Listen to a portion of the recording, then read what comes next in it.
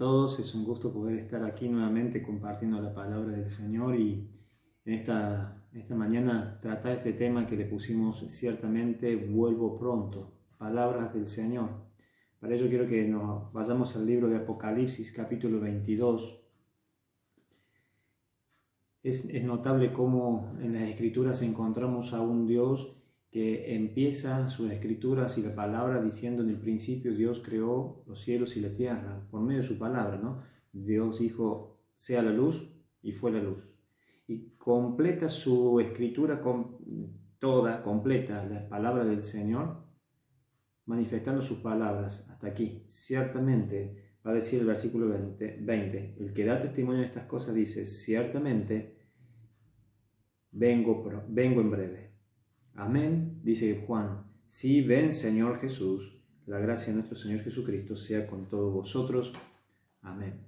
Qué bueno es saber que desde un principio de la palabra de Dios hasta el final es el mismo Dios que está hablando. Él le puso la primer palabra y Él pone su final de su palabra. Y es llamativo que en el último libro de estas profecías de Apocalipsis, en el último libro de las Escrituras, el Señor termine su palabra diciendo, ciertamente vengo en breve. 3 veces repite en el capítulo 22 de Apocalipsis la expresión vuelvo pronto. Fíjense allí en el versículo 7, dice, he aquí, vengo pronto, bienaventurado el que guarda las palabras de la profecía de este libro. En el versículo 12 dice, he aquí, vengo pronto y mi galardón conmigo para recompensar a cada uno según sea su obra. O sea que constantemente, 3 veces, el Señor va a estar repitiendo la expresión vuelvo pronto. Claro, a la luz de la Escritura uno dice, así a simple vista, dice, bueno, acá hay una contradicción. ¿Por qué? Porque acá tenemos la contradicción de ver el hecho de que el Señor dice, vuelvo pronto, vuelvo en breve, y no pasa. El Señor no vuelve, el Señor no regresó, pasaron cientos y miles de años y el Señor no regresó. Ahora, lo que pasa es que la expresión del Señor no tiene que ver con una unidad de tiempo. El Señor se estaría contradiciendo si se refiriera a una unidad de tiempo, porque Él mismo le dijo a sus discípulos, nadie sabe el día, nadie sabe la hora, sino mi Padre que está en el cielo. No hay un lugar, un día, un horario, una fecha, una hora específica para poder decir que el Señor vuelve. ¿Cuándo es el día que vuelve? Muchos durante toda la historia han tratado de decir y proponer fechas y todos han fallado, porque nadie sabe, solamente el Padre que está en el cielo. La expresión que trata de decir el Señor es una expresión más de aliento, es una expresión de preparación, es una expresión de advertencia, es una expresión que te lleva a pensar, hey, no pongas el cronómetro, sino que estés velando, estés preparado, estate atento, porque en cualquier momento, cuando menos te des cuenta, yo regreso. Por eso Pablo toma esta expresión quizás en su escritura allí en 1 Corintios, y él va a decir, en un momento, en un abrir y cerrar de ojos, el Señor vendrá.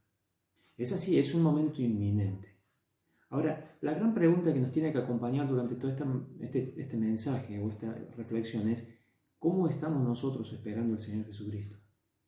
Porque si hoy vemos la vida de muchos de los creyentes y de la gente en general, muchos están preocupados, muchos están ansiosos, muchos están pensando en todas las cosas que están pasando y será esto, y será este el anticristo, y será este el símbolo de la bestia, y será este el nuevo orden mundial que tanto la Biblia habla, y será esto, y empiezan a buscar señales, y sus corazones se llenan de preocupaciones, de ansiedades, de afán, cuando el Señor va a estar tratando de transmitir un mensaje totalmente contrario para aquellos que esperamos su venida. Un mensaje de ánimo, un mensaje de esperanza, un mensaje de ansiedad de volver a verlo al Señor Jesús, no de preocupación. Miren, a lo largo de toda la historia, el hombre siempre estuvo buscando señales. El hombre, desde el mismo momento en que Jesús estaba en la tierra, todavía no había sido entregado, todavía no había sido muerto en la cruz, todavía no había sido resucitado, todavía no había ascendido, todavía no había pasado absolutamente nada. Estaba Cristo con sus discípulos y sus mismos discípulos ya estaban diciéndole, Señor, decinos cuáles son las señales de los fines de los tiempos. O sea, el hombre siempre está con esa preocupación. ¿Será hoy? ¿Será hoy? ¿Será ahora en este momento? Y es que puede ser. Es que puede ser que sea en este momento y en este mismo lugar. Es inminente. Y el tema que tenemos que preocupar o preguntarnos hoy es, Señor, si vos vinieras hoy, si Jesucristo regresara en este mismo momento, ¿qué hay en mi corazón? ¿Hay preocupaciones, afanes? ¿O hay fe, hay esperanza, hay confianza? Para poder ver un poquito, vamos a empezar a ver un poco la línea escatológica. La línea escatológica de eventos futuros, no con los eventos más centrales, no con el evento minucioso, poniéndole detalle por detalle. Y vamos a empezar que vemos que en la línea escatológica está lo que es la crucifixión de Cristo. La crucifixión de Cristo allí en el Gólgota, en donde Él derrama su sangre para poder volver a hacer algo nuevo, el perdón de pecado para siempre, la limpieza de nuestro corazón para todos aquellos que creen en Él. Y Él va a resucitar al tercer día y va a ascender al cielo. Y después de pasado de un tiempo, Él se cumple la promesa de lo que Él había dicho a sus discípulos, que es necesario que yo me fuera para que venga a vosotros el Consolador. Y viene el Espíritu Santo. En el mismo momento que el Espíritu Santo viene a la iglesia, en el mismo momento que el Espíritu Santo viene a la tierra a hacer su función y su rol dentro de este tiempo, empieza lo que se le llama la era de la iglesia, o el tiempo de la iglesia, hasta los días de hoy. Lo que pase hoy para adelante, nadie puede decir qué es lo que es, nadie puede decir cuánto falta, nadie puede decir qué hay más para allá. Pero todo este periodo desde el Pentecostés con la venida del Señor, del Espíritu Santo, hasta hoy, 31 de mayo del 2020, no se sabe, es la era de la iglesia y nadie sabe cuánto tiempo más durará esta era. ¿Por qué? Porque inmediatamente después vendrá el arrebatamiento. El arrebatamiento tenemos que darnos cuenta de que es distinto al otro evento, que es la segunda venida de Cristo. El arrebatamiento, el Señor promete que va a venir en las nubes y va a tomar a sus hijos para ser llevados al cielo y allí en el cielo poder estar disfrutando de la eternidad junto con Él. Allí en el arrebatamiento se van a producir esos dos eventos. El tribunal de Cristo, que ya hablamos en otra oportunidad, no es un tribunal para condenación, pero tampoco es un tribunal demasiado fácil, demasiado liviano. Es un tribunal que vamos a estar siendo juzgados por nuestras obras y presentar nuestras obras al Señor. Y también se va a presentar allí en el cielo lo que se llama la boda del Cordero. La iglesia, en síntesis, la iglesia va a estar en los cielos. La iglesia deja de pisar la tierra. La iglesia deja este mundo. La iglesia va a vivir eternamente con Jesucristo en el cielo. Mientras tanto, abajo en la tierra, se va a empezar a prometer una paz y una seguridad falsa con el anticristo. Y allí van a comenzar lo que llamamos los 7 años de la tribulación. 7 años de juicio, 7 años donde la ira de Dios va a ser manifestada en la tierra.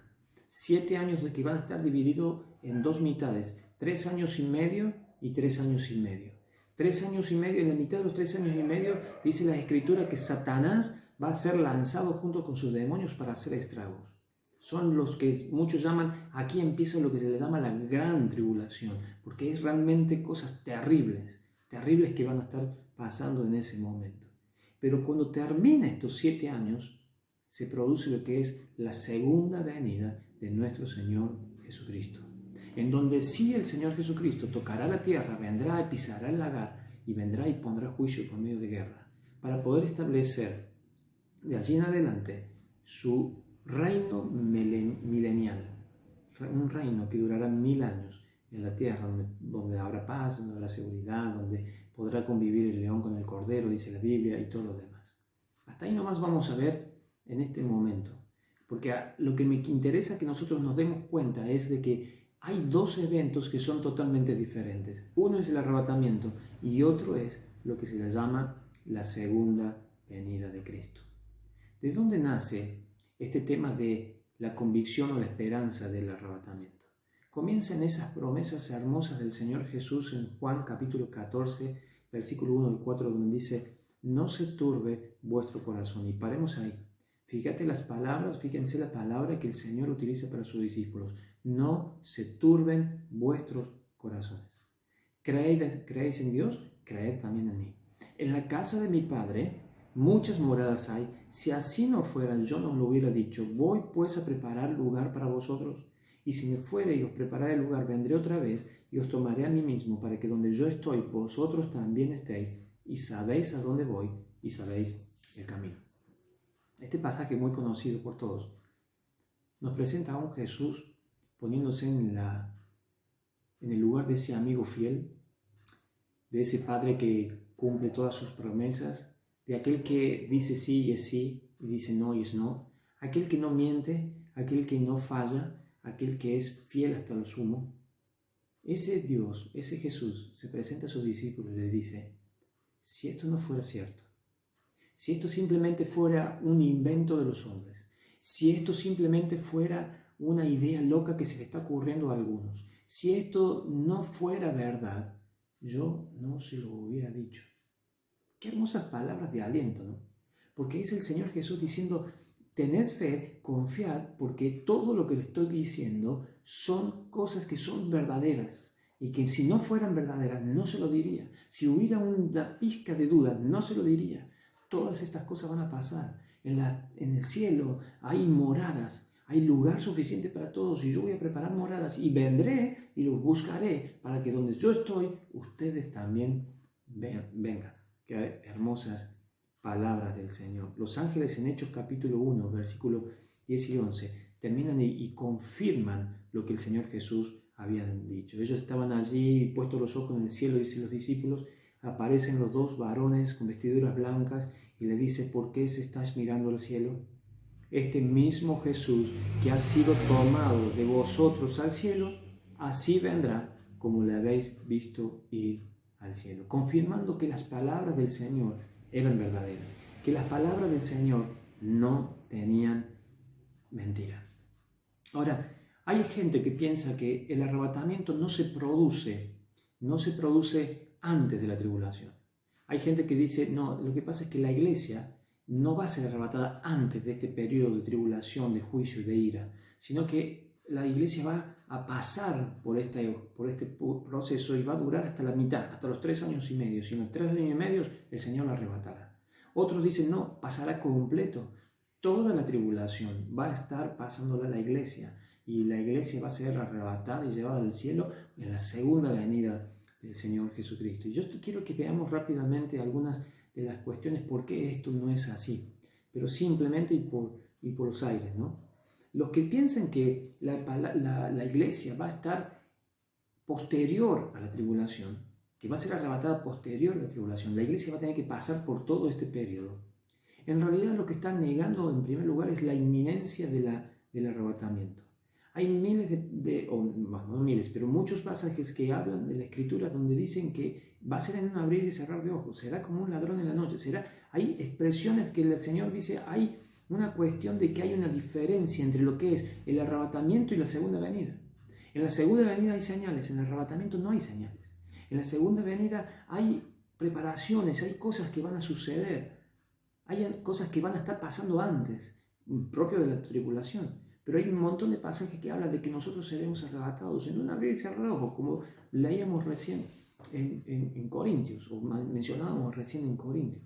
Entonces, estos lo que hacen es negar el arrebatamiento, uniendo el arrebatamiento y la segunda venida como un solo hecho que es en una sola cosa. Ahora, utilizan pasajes que hablan referentes a Israel y lo tratan de aplicar a la iglesia. Tratan de aplicar cosas, esto es muy común, pasajes, promesas y cosas que van a estar hablándole al pueblo de Israel, que Dios se va a estar dirigiendo al pueblo de Israel, lo utilizan para utilizarlo para la iglesia. Y tenemos que entender que no es lo mismo. En segundo lugar, ellos hablan de que la iglesia va a pasar tribulación, porque se toman de versículos que hablan de que la iglesia va a pasar momentos difíciles para decir que eso avala la tribulación. El famoso pasaje que dice, en el mundo tendréis aflicción, pero confía, yo he vencido el mundo. Ellos dicen, ven, ahí dice que será pasado por aflicción, estarán pasando la gran tribulación. Es un pasaje que habla que la iglesia pasará la tribulación.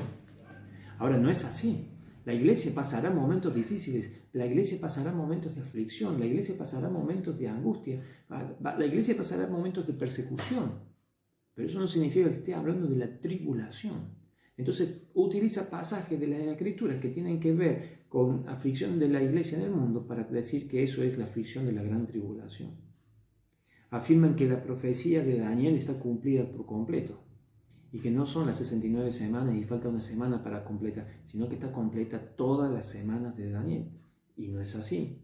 Y enseñan de que el programa de resurrección de los hombres se da todo en un mismo lugar y en un mismo momento, que ya lo vamos a ver más adelante, que no es así.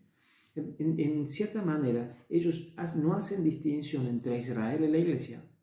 Ellos niegan la enseñanza del propósito de la tribulación.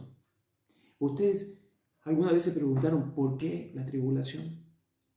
Hoy sabemos que nosotros estaremos en el cielo, sabemos que nosotros estaremos ya con el Señor, pero ¿por qué la gente que se queda tiene que pasar por 7 años de tribulación? Bueno, hay un propósito, está dentro del plan de Dios. Hay un plan de Dios para ese tiempo de la gran tribulación. Y ellos lo niegan. Ahora, hay otros que dicen, no, la iglesia no va a estar al final de la tribulación, sino que la mitad de la tribulación será arrebatada, como dijimos anteriormente. Bueno, esto se basa mucho en cuestiones de lo que hablamos anteriormente, pero también ellos confunden la trompeta de Corintios 15 con la trompeta de Apocalipsis 11. Ellos dicen que las dos trompetas son iguales. Dice Corintios que sonará la trompeta final y los muertos resucitarán y todo lo demás. Y Apocalipsis habla del ángel que va a tocar la trompeta, la final trompeta. Ahora, hay una gran diferencia entre estas dos trompetas. No puede la Escritura estar hablando de la misma trompeta de Corintios o de Tesalonicenses con la trompeta de Apocalipsis. ¿Por qué? Hay varias razones. En primer lugar, la trompeta de Corintios, que habla de Corintios, es antes o es tocada antes de la ira de Dios. En vez la de Apocalipsis es después o durante. La trompeta de Apocalipsis está tocándose en medio de la tribulación. Acá la trompeta de Corintios habla de que es tocada antes de la ira de Dios. En segundo lugar, si ustedes se fijan en 1 Tesalonicenses 4:16, habla de la trompeta de Dios. La trompeta referida al Señor mismo. Una trompeta referida a Dios mismo. En cambio, la trompeta que habla de Apocalipsis 11 es una trompeta que es tocada por un ángel. No es refiriéndose a Dios mismo, es una trompeta tocada por los ángeles, por un ángel. Entonces ahí tenés otra diferencia más. La trompeta, tercera diferencia, la trompeta que se menciona, por ejemplo, en Tesalonicenses y en Corintios, es tocada llamando a la resurrección de los muertos y vivos. En Apocalipsis 11, la trompeta suena después de la resurrección. Entonces tenés una tercera diferencia. La cuarta diferencia, la trompeta de Tesalonicenses suena en un abrir y cerrar de ojos. En Apocalipsis hay un montón de señales que la preceden. Entonces vemos un montón de diferencias. Otra diferencia es que la trompeta que habla Corintios y que habla Tesalonicenses es una trompeta de bendición. Es una trompeta de decir, nos vamos al cielo, nos vamos al de gloria. La trompeta de Apocalipsis es una trompeta de juicio, no es una trompeta de bendición. Entonces, hay confusiones donde tienen estas personas, donde tratan de decir esto es parte de la tribulación. Confunden también, por ejemplo, los dos testigos, la resurrección de los dos testigos que se produce allí en la tribulación, como el hecho de que esa resurrección de los dos testigos es simbolismo de la resurrección de la iglesia. Y la verdad que es como que tuercen o forcejean, diría, no me salía la palabra, forcejean las escrituras para tratar de decir lo que ellos quieren decir. Cuando los dos testigos en ningún momento simbolizan a la iglesia. simbolizan a aquellos dos seres que vendrán y serán parte de la propagación del Evangelio.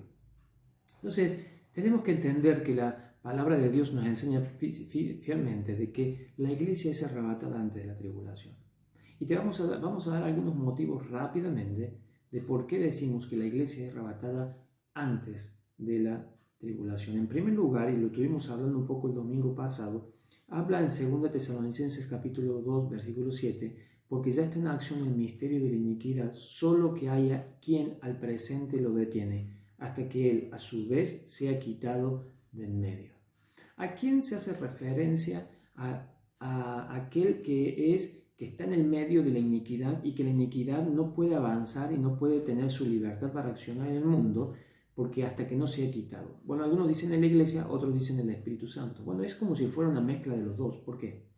En realidad yo creo que está hablando del Espíritu Santo. No puede estar hablando de la iglesia, porque la iglesia está conformada por hombres. Los hombres nunca han sido llamados a pelear ni a enfrentar lo que es la obra de Satanás ni su iniquidad. La Biblia habla de resistirlo, la Biblia habla de huir, la Biblia habla de soportar, pero no habla en ningún momento de nosotros hacer una acción para ir en contra de la iniquidad. Obviamente que la iglesia es luz y es sal, y en la medida que la iglesia sea luz y sea sal, va a detener la obra de la iniquidad, obviamente. Pero siempre por medio y bajo el poder del Espíritu Santo que obra en el creyente de cada uno de nosotros.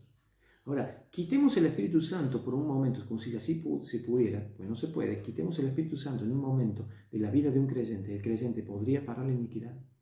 No, porque la obra del Espíritu Santo, el poder del Espíritu Santo, aquel que lo santifica, aquel que le da la fuerza, aquel que le da la vida espiritual, ya no estaría con él para poder enfrentar algo así. Por lo tanto, no hace referencia tanto a la iglesia, pero sí hace referencia al Espíritu Santo en referencia a la tarea que hace para con la iglesia. El Espíritu Santo y la obra de la iglesia tiene que ver con esta acción del Espíritu Santo obrando en las cosas de la iglesia. Cuando la expresión dice será quitado, algunos dicen que el original dice más bien que cesará su accionar, que dicen que más bien lo que está refiriéndose es que se hará un costado. El Espíritu Santo no se va de la tierra. El Espíritu Santo seguirá en la tierra para poder seguir predicando el Evangelio y convirtiendo personas, trabajando en la tierra. Pero será hecho un lado. ¿Un lado de qué? Cesará su accionar. ¿Su accionar de qué? Su accionar de lo que tiene que ver con la iglesia. Ya no habrá bautismo. El bautismo del Espíritu Santo tiene que ver con aquella expresión donde el Espíritu Santo te hace parte de un cuerpo, te hace parte de la iglesia. ¿De qué iglesia nos vamos a estar hablando si la iglesia está en el cielo? Hermanos, tenemos que entender de que cuando la iglesia sea arrebatada, la iglesia ya no va a estar más en la tierra. La salvación aquí en la tierra va a ser individual, ya no va a ser como un cuerpo o como iglesia. La iglesia va a estar en el cielo, la iglesia va a estar con Cristo. Por lo tanto, no hay bautismo del Espíritu Santo que nos ponga en el cuerpo de Cristo, porque el cuerpo de Cristo está en el cielo. Ya no va a haber morada, porque el Espíritu Santo ya no va a tener en quién residir. No va a estar el sello de la seguridad, porque ya está verificado y está toda la autoridad del sello en las personas que están en el cielo. Ya no está la plenitud del Espíritu Santo obrando en la vida del creyente, porque no va a haber la conducción del Espíritu Santo en el creyente. Por lo tanto, todas las obras que el Espíritu Santo está obrando hoy en su iglesia, en su unidad, en su santidad, en su bautismo, en su moral, en su sello, en su seguridad, todas esas cuestiones ya no van a estar más. ¿Por qué? Porque el Espíritu Santo, porque la iglesia va a estar en el cielo. Por lo tanto, si decimos que hasta que no sea quitado o hecho a un lado para que la iniquidad empiece a producirse en este periodo de la gran tribulación, y eso significa que el Espíritu Santo tiene que cesar de hacer estas actividades porque la iglesia se va al cielo, podemos decir que el arrebatamiento es porque se va primero antes de la tribulación. La segunda cuestión de tener en cuenta es el orden de la resurrección. Decíamos recién que algunos dicen, no, se produce todo en un solo momento. La Biblia no habla de un solo momento. La Biblia habla de que hay más de una oportunidad en donde la palabra de Dios dice que va a haber distintas resurrecciones. Hay una primera resurrección que es la de Cristo, la primicia. Dice 1 Corintios 15:20, mas ahora Cristo ha resucitado de los muertos, primicia de los que durmieron es hecho. Es la primicia, el primer hombre, si quisiéramos decirlo de alguna manera, resucitado, la primicia de todas las resurrecciones. Gracias a esa resurrección están todas las demás. Pero dice después, en 1 Tesalonicenses 4:16, que lo leíamos o mencionábamos recién, dice, porque el Señor mismo, con voz de mando, con voz de arcángel, con voz de trompeta de Dios, descenderá del cielo, y los muertos en Cristo resucitarán primero. En este momento donde dice que se producirá este tocar de trompeta, donde se producirá esta búsqueda del Señor Jesucristo, resucitarán a aquellos que están en Cristo Jesús, aquellos muertos en Cristo resucitarán primero, dice Pablo en Tesalonicenses. Entonces estos son la resurrección de los salvos. ¿Los salvos de quién? Los salvos de toda la era de la iglesia. Porque no hay salvos en Cristo antes de la resurrección de nuestro Señor Jesucristo, que es la primicia. ¿Se entiende? Entonces, después de la resurrección del Señor Jesucristo, están todos los resucitados en Cristo, todos aquellos que depositaron su fe y su confianza y abrieron su corazón a Cristo para que Él pudiera ser su Señor y su Salvador. Todos ellos, por lo tanto, podríamos decir así, todos los que pertenecen a la iglesia. La iglesia van a ser los que van a estar resucitados allí. Ahora, ¿qué pasa con los que no estuvieron en la época de la iglesia, los del Antiguo Testamento? ¿Qué pasa con los que se quedaron y después en la tribulación creen en el Señor Jesucristo y son salvados? Bueno, ahí viene la tercera resurrección, que se produce justo cuando termina la tribulación. Fíjense, creyentes del Antiguo Testamento lo podemos encontrar en pasajes como por ejemplo Isaías 26:19, donde dice, tus muertos vivirán, tus cadáveres resucitarán, despertad y cantad, moradores del polvo, porque tu rocío es cual rocío en hortaliza, y la tierra dará sus muertos, hablando del día de Jehová, el día de que el Señor Jesucristo regrese en su segunda venida. Daniel capítulo 12, versículo 1 y 2, también va a estar hablando sobre estos que van a ser despertados, que van a ser levantados y van a ser resucitados para vida eterna en el tiempo de la segunda venida. Los de la gran tribulación, aquellos que estén en ese periodo, Apocalipsis 24 dice, y vi tronos y se sentaron sobre ellos los que recibieron facultad de juzgar, y vi las almas de los decapitados por causa del testimonio de Jesús y por la palabra de Dios, los que no habían adorado a la bestia ni a su imagen, y que no recibieron la marca en su frente ni en sus manos, y vinieron y reinaron con Cristo. ¿Cuánto? 1000 años. ¿Cuándo dice que vio las almas resucitando y viviendo y vinieron y vivieron? Dice Juan acá en Apocalipsis. ¿Cuándo pasó? Cuando vivieron, reinaron por 1000 años. Por eso te da la pauta de que se produce en el momento en donde viene la segunda venida y comienza el milenio de Dios. Y por último, Apocalipsis 25 habla de la cuarta resurrección, la resurrección de todos los incrédulos, desde el principio de la humanidad hasta el final de la humanidad, donde dice, pero los otros muertos no volvieron a vivir hasta que se cumplieron los 1000 años. Ahora, ¿te das cuenta? Uno te dice, cuando se toque la trompeta, cuando el Señor venga a buscarnos, resucitaremos nosotros. Juan dice, Juan en el Apocalipsis dice, los que están en la tribulación, aquellos que vivieron, aquellos que no fueron decapitados, aquellos que no adoraron a la bestia, serán resucitados y vivirán 1000 años, milenio. Y después dice, y los demás serán resucitados después de los 1000 años. Por lo tanto, estamos viendo un orden de resurrección. Resurrecciones para vida y la resurrección para muerte, que es la resurrección de los incrédulos. Una tercera razón para ver que el arrebatamiento es antes de la tribulación es la promesa que se le hace a la iglesia. Dice Apocalipsis 3:10, por cuanto has guardado la palabra de mi paciencia, yo también te guardaré de la hora de la prueba que ha de venir sobre el mundo entero, para probar a los que moran sobre la tierra. Por lo tanto, fíjate lo que le dice el Señor mismo a la iglesia. Le dice, por cuanto has guardado, te guardaré de la hora de la prueba que ha de venir, refiriéndose a la tribulación. Es una promesa a la iglesia. Primera Tesalonicenses 1:10 dice, y esperar en los cielos a su Hijo, al cual resucitó de los muertos, a Jesús, quien nos libra de la ira venidera, refiriéndose a la tribulación. 1 Tesalonicenses 5:9 dice, porque no somos puestos por Dios para ira, sino para alcanzar salvación por medio de nuestro Señor Jesucristo. 3 versículos que te van a estar marcando que la promesa para la iglesia es una promesa de bendición, no es una promesa de ira, no es un momento de prueba, es un momento de bendición para la iglesia. Y que el momento de ira, el momento de la tribulación de la iglesia no está con ellos. El cuarto punto es 24 ancianos. Cuando Apocalipsis habla de los 24 ancianos en el 4:4, dice, y alrededor del trono había 24 ancianos, 24 tronos, y sentados vi 24 ancianos vestidos de ropas blancas y sus coronas de oro en sus cabezas. Muchos hacen referencia a que estos 24 ancianos son ángeles. Ahora, no pueden ser ángeles por varias razones. Primero, los ángeles no son coronados, porque no son coronados de recompensa. Los ángeles no están sentados en tronos.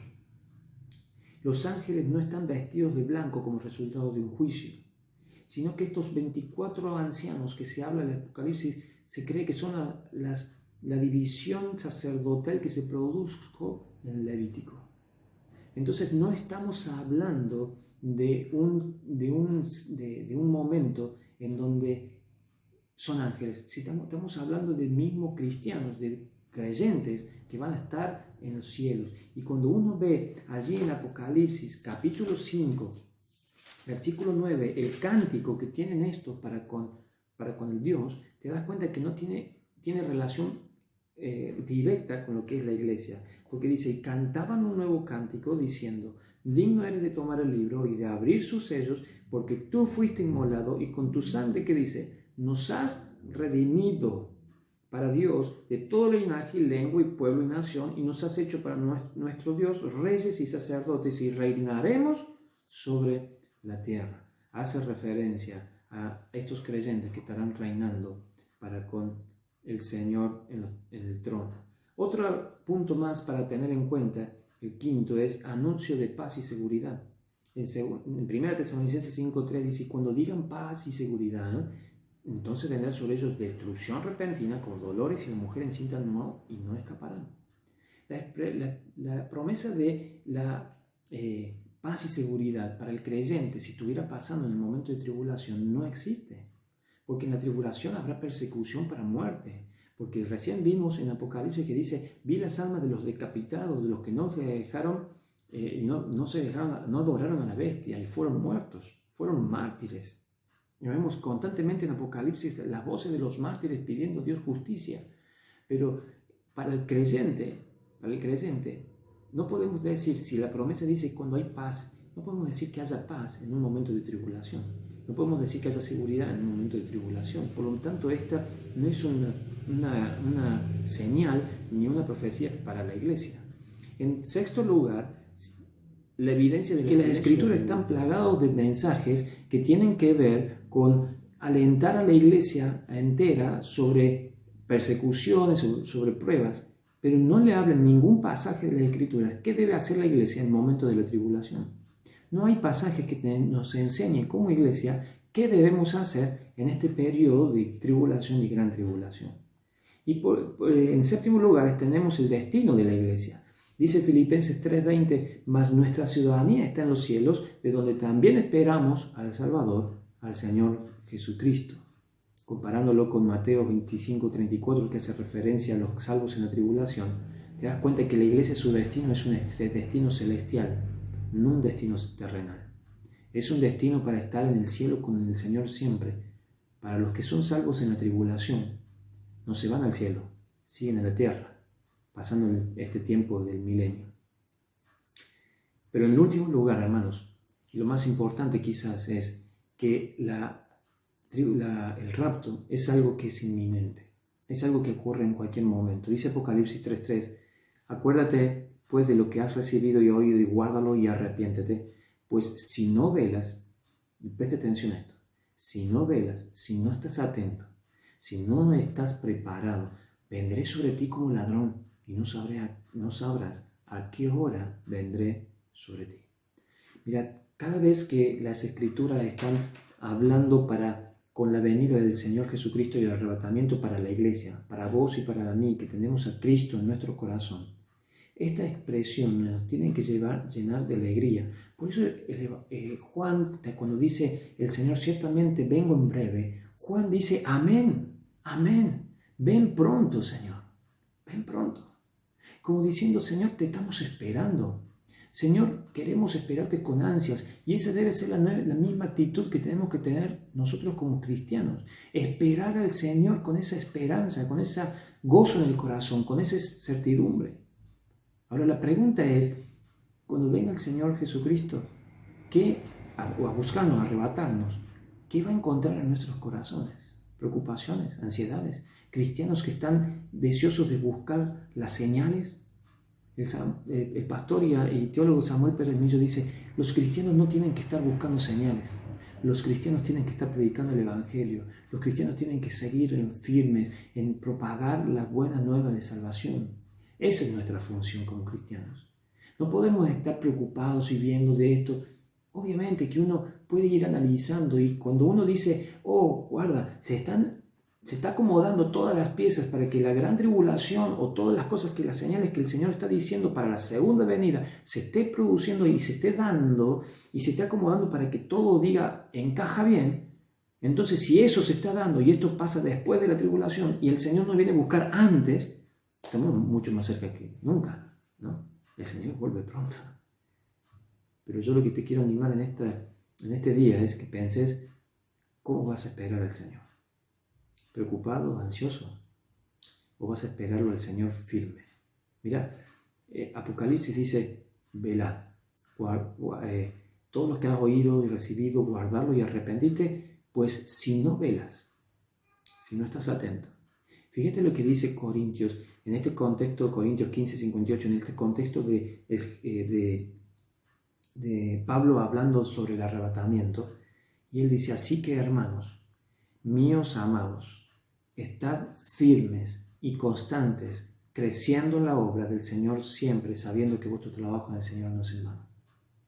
En el contexto del arrebatamiento, Pablo le pide a los cristianos en Corintios, manténganse firmes y constantes, creciendo en la obra, sigan sirviendo si vos sabés que el Señor está cerca hoy, si vos crees que el Señor está más cerca que nunca hoy, tu actitud no es preocupación, tu actitud no es dejadez, tu actitud no es relajación, tu actitud es estar firmes y constantes en la obra del Señor, servir más que nunca, predicar más que nunca, hablar más que nunca. Trabaja más que nunca en la obra del Señor, porque el Señor viene y te va a encontrar ocioso o te va a encontrar trabajando para el Señor. Pablo, refiriéndose a sus discípulos, tanto a Timoteo como a Tito, le va a estar diciendo otra actitud, cómo esperar al Señor. Otra característica, dice en Timoteo 6:14, 1 Timoteo 6:14, que obedezca lo que te ordeno, manteniendo una conducta pura e irreprensible hasta la venida gloriosa de nuestro Señor Jesucristo. Mantener una conducta pura e irreprensible. Mantenete puro, deja las cosas de este mundo, deja los sistemas, deja las cosas. Eso es lo que le va a decir a Tito después, en el Tito capítulo 2, versículo 11 al 13. Dice, porque la gracia de Dios se ha manifestado para salvación a todos los hombres, enseñándonos que, renunciando a la impiedad y a los deseos mundanos, vivamos en este siglo sobria y justa y piadosamente, guardando la esperanza bienaventurada y la manifestación gloriosa de nuestro gran Dios y Salvador Jesucristo. El consejo de este mentor a sus discípulos es, hasta que venga el Señor Jesucristo, que ya está pronto, que ya está en breve, manténganse puros. Dejen las impiedades y los deseos mundanos, no se vivan como en este siglo, vivan justa y sobriamente. ¿Querés escuchar lo que dice Santiago sobre esperar al Señor Jesucristo? Dice Santiago 5:8, tened también vosotros paciencia y afirmad vuestros corazones, porque la venida del Señor está cerca. Tened paciencia, tened tranquilidad, afirmad tu corazón, porque la venida del Señor está cerca. ¿Querés escuchar lo que dice Pedro sobre cómo esperarlo al Señor? Dice, pero nosotros esperamos, según sus promesas, cielos nuevos y tierra nueva, en las cuales mora la justicia.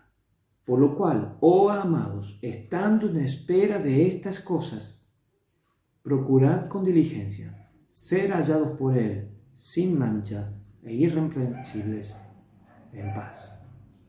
Queridos hermanos, esta es la manera de un creyente esperando a su Salvador. Esta es la manera de un creyente con un corazón sabiendo que puede decir en su vida: amén, sí Señor, ven pronto. Un corazón de un creyente que está firme y constante haciendo la obra del Señor, sirviendo, predicando y levantando en alto el estandarte de Cristo, siendo luz y siendo sal en este tiempo en donde el Espíritu Santo está trabajando y deteniendo la obra de la iniquidad.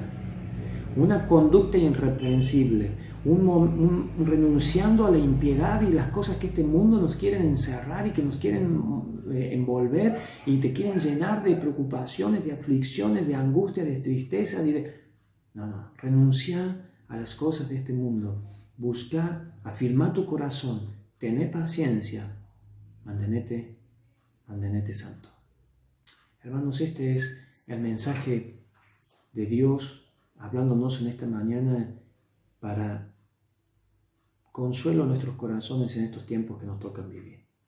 El Señor vuelve pronto. ¿Cómo te encontrará? Yo espero que me encuentre sirviendo, predicando, estando al 100% para el Señor. Que me encuentre santo, irreprensible, que me encuentre no pegándome con todas estas cosas que el mundo nos ofrece hoy, sino con una actitud de gozo, con una actitud de alegría, con una actitud de esperanza, con una actitud de deseo de decirle: Señor, amén, ven pronto. Espero que esta palabra y esta reflexión que pudimos, este estudio sobre el arrebatamiento, te lleve a pensar que tu corazón no debe estar angustiado, no debe estar preocupado, no debe estar afanoso, no debe estar ansioso, sino que tu corazón tiene que estar pensando que el Señor ya viene, que pronto estaremos en los cielos, disfrutando de la eternidad con Cristo. También pensar que aquí en la tierra se quedarán miles de personas que quizás nunca escucharon el mensaje de salvación porque tú no le hablaste. Va a ser muy difícil salvarse en la tribulación, muy difícil. El tiempo aceptable de la predicación es hoy. Hoy el Señor nos llama a poder predicar. Hoy el Señor nos llama a servir de lleno, al 100%, antes de que Él nos venga a buscar y llevarnos a sus moradas celestiales. No se turbe vuestro corazón. Creed en Dios, creed también en Jesús. Allí está preparando morada para cada uno de nosotros. Que Dios les bendiga y que podamos seguir viviendo día a día, firmes, constantes, con paciencia, renunciando a la impiedad y afirmando nuestro corazón en santidad. Dios los bendiga.